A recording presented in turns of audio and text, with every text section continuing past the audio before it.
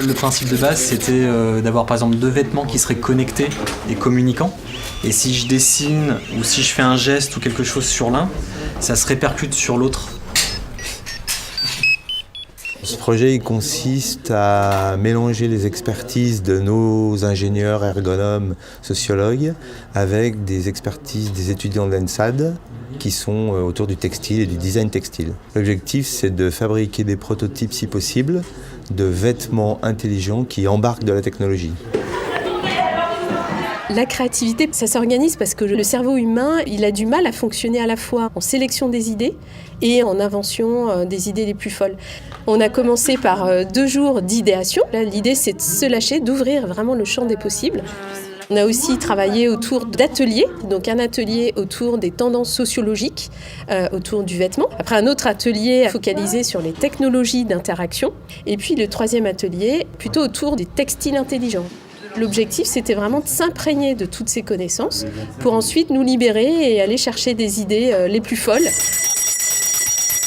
C'est agréable de travailler avec des gens qui ne sont pas des designers textiles. Je pense notamment à la sociologue ou aux ergonomes. C'est intéressant parce que ce n'est pas du tout la même vision de l'objet ou du vêtement. On sera de plus en plus confronté à des matériaux intelligents et du coup ça nous permettra nous d'aller plus loin, de les appréhender dès maintenant pour être capable de les mettre en forme plus tard et trouver les nouveaux services et usages qui y seront associés. Aujourd'hui, donc, on est sur la dernière étape, qu'on appelle l'étape de make, de fabrication. Donc on est vraiment en mode Fab Lab, entre guillemets. Donc on est là tous ensemble pour faire en sorte que nos rêves se réalisent. Je suis en train de coudre des petites LED. Le nœud papillon va pouvoir s'adapter et prendre la couleur de l'ambiance lumineuse dans laquelle il se trouvera.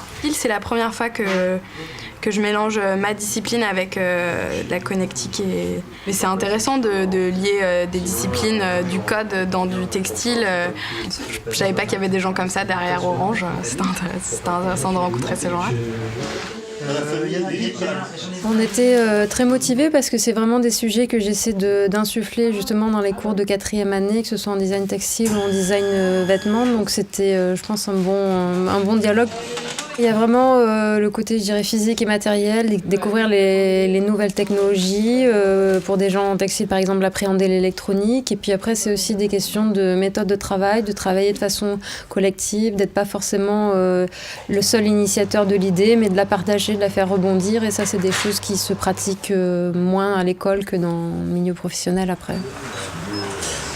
Le vêtement, c'est aussi un moyen d'envoyer des messages aux autres et peut-être que la connectivité va nous permettre d'avoir de nouvelles fonctions, de nouvelles utilisations, de nouveaux usages qui pourront être utiles, voire essentiels dans la vie quotidienne.